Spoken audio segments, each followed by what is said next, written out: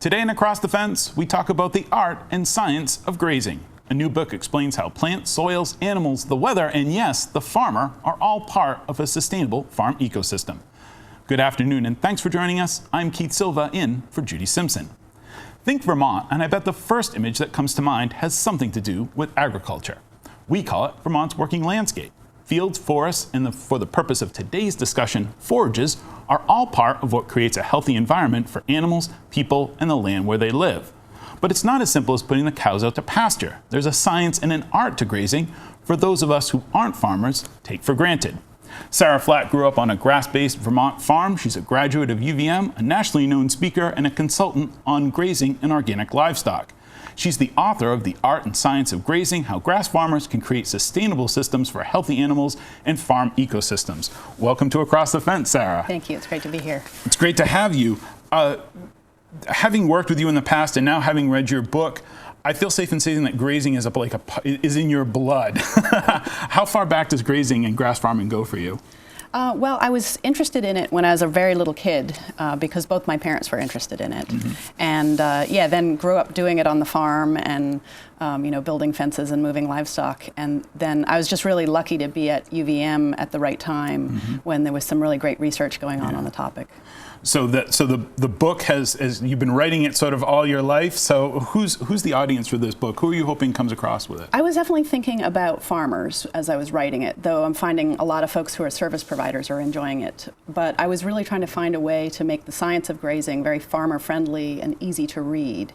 And so that's definitely who I was thinking about as I wrote all the technical chapters particularly. New farmers, farmers who are transitioning from conventional to organic, which ones? All of the above. Okay. I tried to write it, so that a beginner farmer could jump in and really understand the basic concepts, but somebody who has an existing grazing system that they're trying to improve would also get a lot out of the book too.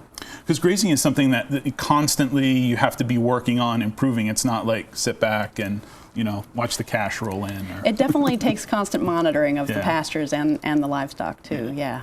You mentioned striking a balance between theory and practical application. Why not focus on one aspect, the scientific, or just, here's what works from what I've seen? Right. So, the way I did the book is I did the technical scientific chapters, and then after each chapter, I tried to have like a farm example. And so the technical chapters get into the science because I do think it's really important for people to understand the science behind those basic grazing concepts and guidelines, but then also to see how it's applied in really different ways from farm to farm. And so then I got to go visit all of these really interesting farms and write a little section describing these really practical applied grazing systems that farmers are being successful with.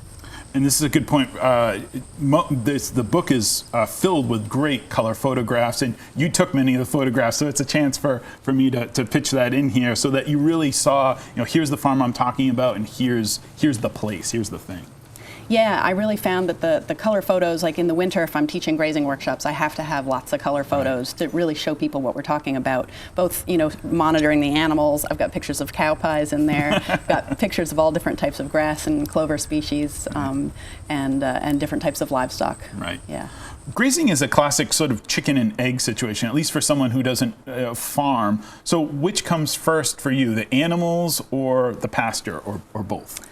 I would say both, and actually it's even more complicated than that because it's this complicated mix of the pasture plants, but also you really have to have the good soils, and then you have to have the right livestock, and then there's the human piece of it, which is like the most important in a lot of ways, is making sure that the manager has the skills to kind of put all of the pieces together.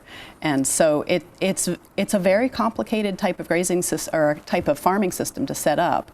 It's not just managing forage harvest or just managing cows or just managing soils. It's all of these complicated pieces and helping the farmers become really comfortable with the complexity of that. When we think about grazing, especially in Vermont, the first thing it's a short growing season. So what do you do in the winter? Right. So yeah, we usually can't graze year-round here in Vermont, and so part of grazing management is actually also harvesting the extra forage and putting it up as hay or baleage or silage.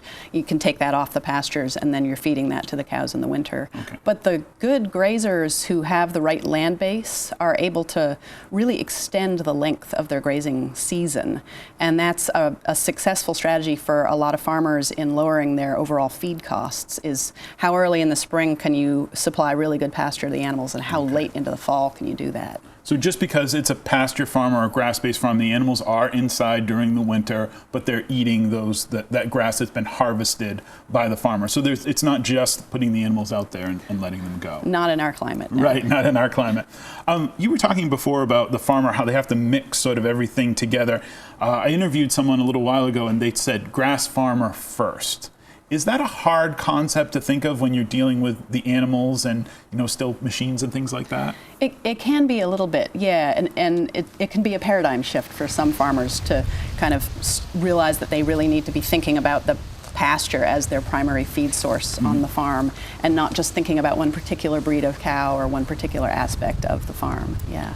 So, but really what they're trying to do is to try to grow the best possible forage, and one thing sort of follows the other. So that's where that thought of, just thinking about your fields and your pastures is so primary to their management. Yes, definitely. Yeah, because if you manage the pastures so that they are the highest quality and productivity, then you're able to much more easily meet the nutrient intake needs of the livestock, and then hopefully that translates into meeting the income needs of the farmer at the end of the year. We were talking before we started, and you were talking about transitions. In some of your consulting work, you've done work as farmers transition from conventional farms to organic farms. Is that a difficult transition for the animal to get used to eating in a barn and eating hay and grain in the barn, as opposed to like putting them out on pasture? It can be challenging. It really depends from farm to farm. One of the farmers I'm working with right now, they just put their cows out to pasture for the first time. And so it's been about 2 or 3 weeks, and it's going pretty well. The cows got out a couple of times. Okay. There were some glitches, but overall it's going pretty well. And so they're actually practicing grazing the herd this fall, so that then next year when they actually start their transition to organic and they're required to provide pasture for the animals, both them and their cows and their fences are ready to start the grazing system. Right. Yeah. And what about up here? What about for the farmer? Is the transition harder for the farmer? It is. It can be really challenging, yeah, because you've got to change the supplemental feed in the barn. You've got to change the routines. You have to really change the whole animal flow on the farm a lot of times. So it's a lot of new management skills and experiences. So you think of this as the crop consultant. I'm like, it's just going to be weird to like put your animals out to pasture when you've only had them in the barn, and that's where just getting used to a whole, it's black and white almost, isn't it? Yeah. And it comes down to even just like figuring out like, well, what door do we use? What's the most practical way to start grazing all of these different groups of animals on the farm? Particularly challenging for the dairy farmers, because the cows have to come back and forth to get milked all the time. Whereas for a beef or a sheep or a goat farm, where the animals don't have to come back and get milked several times a day, then we've got a lot more flexibility in designing grazing systems where the animals don't have to have that constant daily flow back to the barn. Right. And I guess it's probably easier now, since a lot more people have made that transition. Like it actually does work, guys. Yes. It's worked here. There's examples of it. So that mental sort of changing, the paradigm, as you said, probably isn't as difficult as it may have been when you started, 20 years ago or so. It's definitely easier now, and it's not just that we have examples of success. It's also that we know what can go wrong, and so we can anticipate those problems and plan ahead for them and figure out how to be monitoring the cows in the pastures so that that things go more smoothly for the farmers. So we've just got a lot more knowledge now. Right.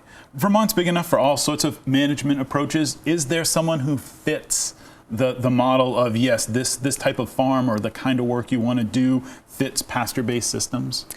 I would say that the biggest challenge is finding a contiguous land base. And as we have more and more kind of development pressure, and houses kind of being built and interrupting the contiguous, connection of land on a farm base, that's really what gets difficult. You can kind of work around that with like sheep or beef where they don't have to come back to the barn all the time. But with dairy cows, you really have to have enough acreage within walking distance of the barn to be able to meet their pasture dry matter intake needs and still have them make it back to the barn. So that's definitely a challenge I see for some farms. Especially, is it also because some land has gone out of production and you can't, just because it's an open field doesn't mean that it's a pasture where animals can feed as well? If it's an open field, or if it's been in corn, or it's an abandoned pasture, we can bring those back. Okay. It may just take us an extra year or two to be able to bring enough pasture into that farm's feeding system. Okay. It's really only a problem if it's been paved. There's a house in the middle of it. Right. How long do animals stay on a particular piece of pasture? Well, I answer that question always by saying it depends. Okay, right. And so farmers that are using a higher stocking density grazing system and really want to eliminate selective grazing and rapidly change the plant species composition, like get rid of the weeds, they'll put the animals in much smaller paddocks for shorter periods of time. And so those farms, if they have the labor available, they might move their cows or sheep or goats, 3 or 4 or 5 times a day and do very high stock density, which has an amazing effect of getting rid of the brush and weeds without having to mow or use herbicides.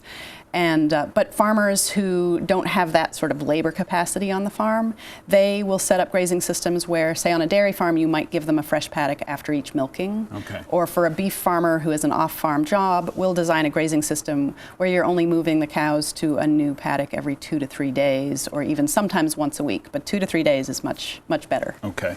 I know that you said the book was written for farmers, and it certainly is, but even a non-farmer can appreciate it and learn something from it. And I think the most fascinating thing was how the animals kind of determine, by being on the pasture, what's going to grow there, and they actually weed out the pasture. Can you talk about this? Yeah, when you do it correctly, you can completely change the plant species that are growing in your pasture.